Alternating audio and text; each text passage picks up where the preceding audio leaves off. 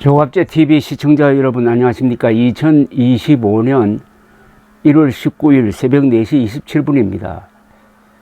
지금 서울 서부지방법원이 윤석열 지지자들에 의해서 사실상 점거가 된 상태에서 경찰이 진압에 나서고 있습니다.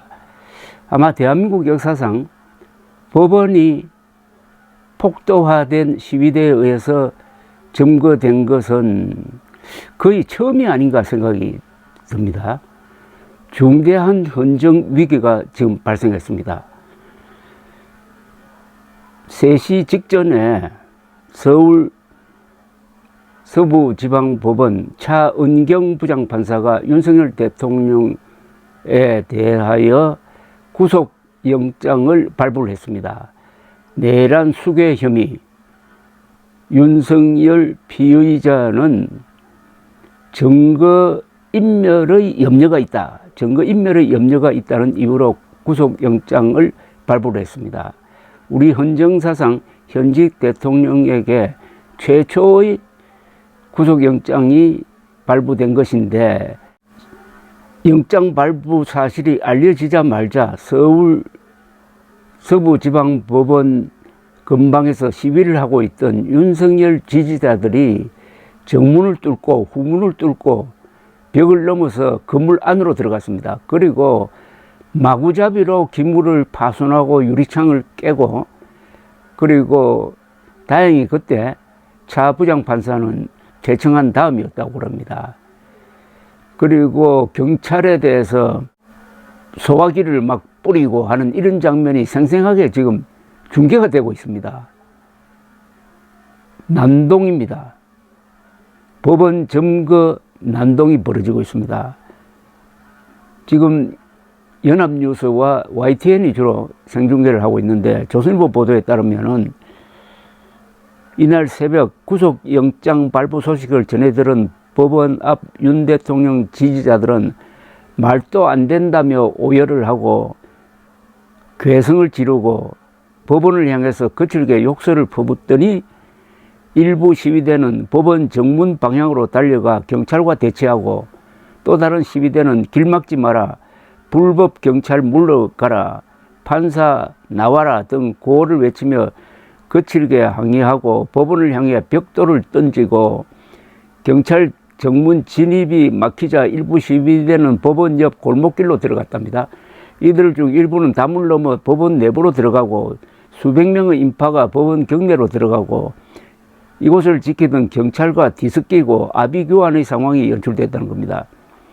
법원 후문으로 몰려간 시위대는 경찰 저지선을 뚫고 법원 경내로 진입해가지고 경찰 바리케이드를 부수거나 법원 유리와 벽을 깨는 등 기물 파손 행위를 이어가고 있고, 경찰을 향해 소화기나 플라스틱 의자를 집어 던지거나 경찰을 폭행하는 일부 지지자들의 모습도 보였다고 합니다. 일부 지지자들은 윤석열 지지자들입니다. 법원 유리창을 깨고 내부까지 들어갔고, 법원 내부 물건들을 집어 던지고 경광봉 등으로 각종 시설들을 파괴하고, 법원 내 TV를 비롯한 각종 전자기기와 음료수, 자판기, 현금 이동 출금기도 파괴를 했답니다. 일부 시위대는 법원 내부에서 윤석열 대통령을 외쳤고 영장 일부 발부 판사를 찾는 이들도 보였다고 합니다. 이들 중 일부는 한때 법원 3층까지 진입한 것으로 알려졌다고 합니다. 경찰은 법원 내부에 들어간 시위대를 향해 퇴근 명령을 내렸으나 다수의 경찰 병력을 법원 내부로 투입해 지금 강제 진압에 나서고 있다. 법원 경내에서 난동을 부리던 지지자들은 오전 새벽 4시쯤 경찰에 의해 대부분 법원 바깥으로 끌려 나온 상태라고 합니다. 이들 중 일부는 경찰에 연행됐습니다. 시위대와 경찰 사이에 충돌이 격화되며 부상자도 속출하고, 법원 앞에는 부상자 이송을 위해 다수의 구급차가 오가는 상황이라고 합니다. 결국 윤석열 대통령 지지자들이 결국 사고를 쳤습니다. 여기에는 윤석열 대통령의 책임에 대한 어떤 문제 제기가 있을 것이라고 생각합니다. 윤석열 대통령이 계속 지지자들에게 고맙다 그러고 같이 싸우자 그러고 했는데 결국 같이 싸우는 대상이 대한민국 사법 체계를 향해서 싸우는 것 아닙니까? 법치에 대한 도전 아닙니까? 윤석열 대통령이 지금까지 소환 거부, 체포영장 거부를 하는 방식, 그리고 경호처의 보호를 받으면서 관저에서 농성을 하고 영장 집행하러 들어온 공수처 수사관들과 경찰을 막고 하는 이런 과정에서 마치 내전 상태를 방불케 하는 무장한 경호처와 경찰이 대치하는 이런 상황까지 몰고 간 데 있어서 윤석열 대통령의 책임은 없습니까? 윤석열 대통령이 지금 지지자들에게 한 그동안의 격려라든지 또는 편지를 쓴다든지 동영상을 통해서 한 그 행위가 오늘 이런 불상사로 나타난 점이 없을까요?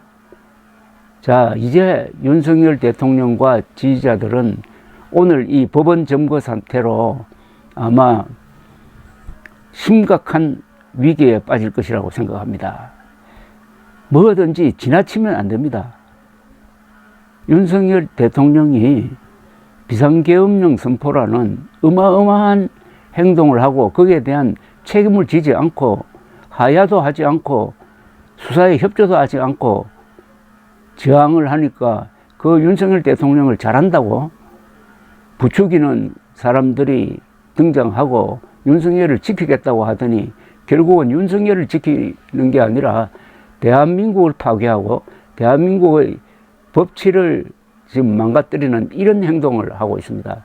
이거는 여야 불문하고 국민 전체가 들고 나와가지고 이것을 심각하게 따지고 책임자를 처벌하고 여기에 선동하는 정치 세력은 완전히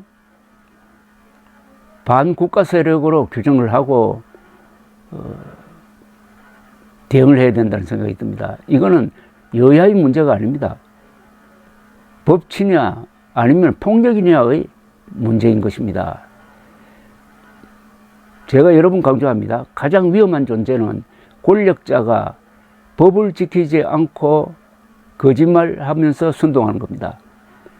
권력자가 법을 지키지 않고 거짓말하면서 선동하는 사람이 현재 대한민국에 누굽니까? 특히 국민의힘이 윤석열 대통령의 비상계엄령 선포에 대해서 딱 부러지게 입장 정리를 하지 않고 윤석열 대통령을 비호한다면서 국회의원 40명이 몰려가서 경찰과 대치하는 이런 모습을 보여주니까 시위대가 지금 용기 백배 해가지고 결국 이런 사고를 친 것 아닙니까? 윤석열 대통령에 대한 구속영장 발부도 충격적이지만 어떻게 점에서는 그보다 더 충격적인 게 그 윤석열 지지자가 윤석열 대통령 지지자입니다. 윤석열 대통령 지지자들이 서울 서부지방법원 청사 안으로 들어가서 난동을 부리고 한때 점거를 했다는 게 오히려 더 충격적인 사건일 것이고 이걸 계기로 해가지고 부정선거 음모론으로 이런 난동을 선동한 사람들, 그 중에는 극단적인 유튜브라든지 정치인이라든지 이런 사람들에 대한 형사법적 제재가 이제는 가해져야 된다고 생각합니다. 거짓과 폭력이 합쳐지면은 그것은 감당할 수 없는 사태를 만들어냅니다. 이게 지금 진행되는 게 남미형 사건입니다. 2년 전에 페루에서 있었던 대통령의 실패한 쿠데타 직후에 페루가 그 실패한 쿠데타의 주인공 대통령 카스티요 편을 드는 시위대가 전국적으로 시위를 벌리니까 그게 또 발포를 해가지고 수십 명이 죽는 이런 사고가 있어가지고 지금 페루가 말이 아닙니다. 우리가 지금 대한민국이 페루로 전락해서 되겠습니까? 윤석열 대통령 지지자 자중자애할 때입니다. 그리고 경찰은 이번 이 사태의 책임을 끝까지 추구해야 됩니다.